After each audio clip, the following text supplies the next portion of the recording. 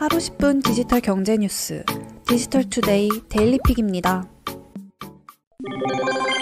마이크로소프트의 차세대 윈도우 운영체제가 미국 현지 시간으로 오는 24일 드디어 그 정체를 드러낼 예정입니다. 마이크로소프트는 이날 공개 행사를 갖고 차세대 윈도우에 대해 발표합니다. 지난 빌드 2021 행사에서 사티아 나델라 마이크로소프트 CEO는 차세대 윈도우는 지금까지 10여 년간 가장 큰 규모 업데이트가 될 것이라면서 조만간 차세대 윈도우에 대해 공유하겠다고 말한 바 있습니다. 지디넷 등 외신들에 따르면 차세대 윈도우는 개편된 사용자 인터페이스인 썬밸리를 포함해 터치 기능 향상, 신규 앱스토어 등을 포함할 것이란 관측이 나오고 있습니다. 마이크로소프트 측은 새 윈도우 브랜드가 무엇일지에 대해 구체적인 언급은 하지 않고 있습니다. 하지만 일각에선 윈도우 11으로 불릴 것이란 얘기도 있고 그냥 윈도우라는 이름이 붙을 것이라는 추측도 있습니다. 아울러 새 윈도우와 함께 기존 윈도우 10 기능 업데이트도 앞으로 몇 개월 또는 몇 년간 계속 내놓을 전망입니다.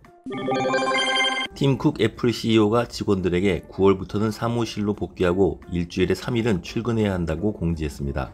외신에 따르면 애플은 팀 쿡 CEO 명의의 직원 공지문을 통해 주중 3일은 사무실에서 근무할 것을 요구했습니다. 월요일과 화요일 그리고 목요일은 출근하고 수요일과 금요일은 재택근무가 가능합니다. 팀쿡 CEO는 대면 협업을 위한 시간을 최적화하기 위해 사무실 근무일을 정하려고 한다며 특정 요일을 못 박은 이유를 설명했습니다. 하지만 그는 이번 사무실 복귀가 시범적으로 추진하는 것이며 내년에 다시 평가할 것이라고 말했습니다. 그는 아시아와 태평양 지역은 이미 많은 팀이 복귀했고 현재 영업을 중단한 매장도 이번 달에 다시 개장할 것이라고 설명했습니다.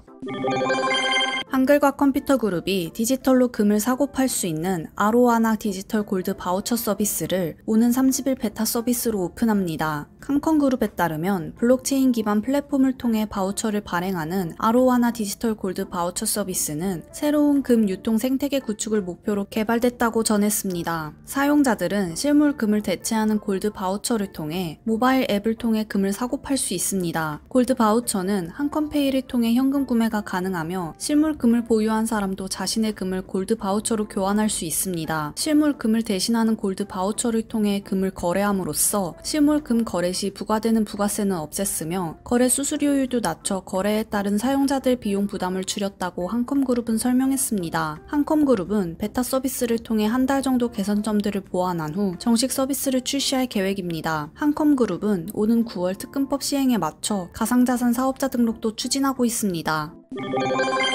미국 증시를 대상으로 한 비트코인 ETF 상품을 기다리고 계시다면 좀 더 인내심을 가져야 할 것 같습니다. 미국 증권거래위원회가 비트코인 ETF 상품의 심의를 또다시 7월로 연기했기 때문입니다. 외신에 따르면 증권거래위원회는 위즈덤 트리와 시카고 옵션 거래소가 신청한 비트코인 ETF 상품에 대한 심의를 7월로 연기한다고 결정했습니다. 해당 비트코인 ETF는 지난 4월 9일 신청 접수됐으며 원래 심의 예정일은 5월이었지만 6월로 한 차례 연기됐는데요. SEC는 심의를 또 연기한 겁니다. SEC에 따르면 7월 14일쯤 위즈덤 트리의 비트코인 ETF에 대한 심의 판단을 할 것으로 보입니다. 심의 일정 연기가 심의 거부나 비승인을 의미하는 것은 아닙니다. 하지만 심의 과정에서 다양한 변수와 상황을 고려해 SEC가 충분히 숙고할 시간이 필요하다고 판단할 경우 최대 240일까지 심의를 연기할 수 있습니다. 위즈덤 트리를 포함해 바네크, 크립토인, 스카이브리지, 갤럭시 디지털 등 모두 9건의 비트코인 ETF 상품이 SEC에 승인 신청을 하거나 심의 결과를 기다리고 있습니다.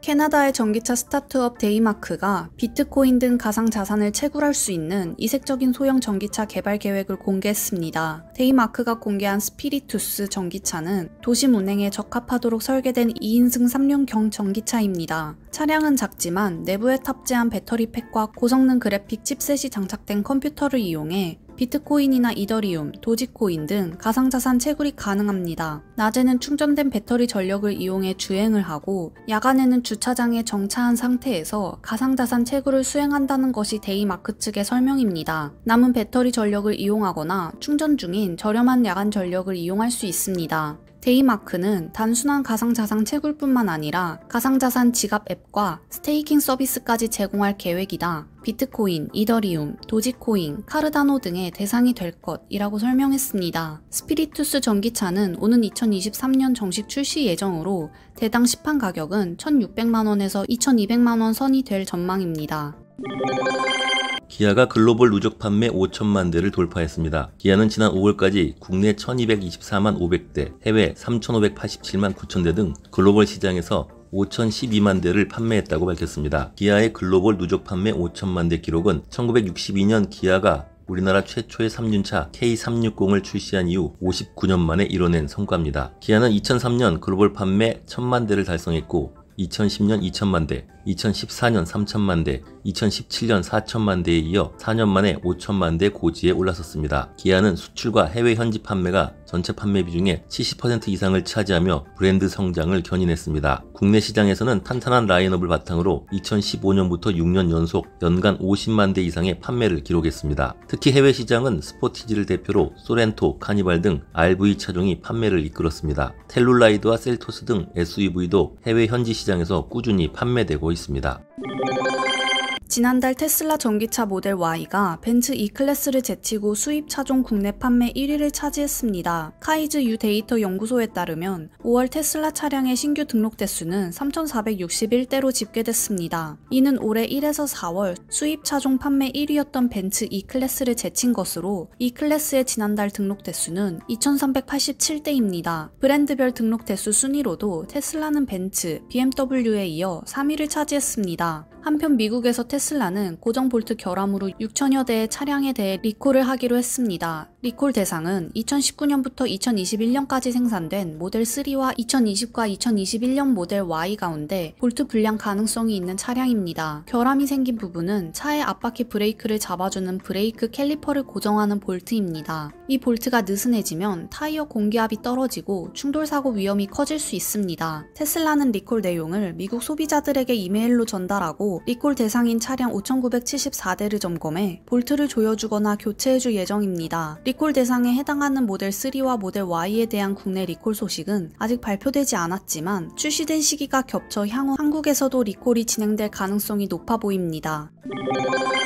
유튜브 등에서 각종 투자 방송이 우후죽순으로 늘어나고 있는 가운데 금융당국이 유사 투자자문업 신고 기준을 결정했습니다. 금융위는 이번에 법령 해석을 통해 세부적으로 관련 기준을 제시했습니다. 자본시장법 시행령에 따르면 유사 투자자문업은 투자자문업자가 아닌 자가 일정한 대가를 받고 행하는 투자조언으로 규정하고 있습니다. 따라서 금융위는 투자조언의 대가성이 있는 경우 모두 유사 투자자문업 신고 대상에 해당한다고 설명했습니다. 여기서 투자조언의 대가성 여부는 투자자로부터 금융투자상품의 투자조언과 관련해 직접적으로 대가를 수령했는지 여부를 기준으로 판단한다고 밝혔습니다. 멤버십 서비스 등 유료 회원제를 운영하는 경우 유사 투자자문업자로 신고해야 하지만 무료로 영상을 제공하고 광고 수익만 거두는 경우에는 신고 대상이 아닙니다. 앞으로 투자자문 유튜브 채널들은 광고 수익만 추구할지 아니면 유사 투자자문업 신고를 한 뒤 멤버십 서비스를 운영할지를 선택해야 합니다. 또 단발성 후원을 받은 경우 답변하거나 개별적인 상담을 해주는 경우는 신고 대상이 될 수 있기 때문에 개별 상담은 지양될 것으로 예상됩니다.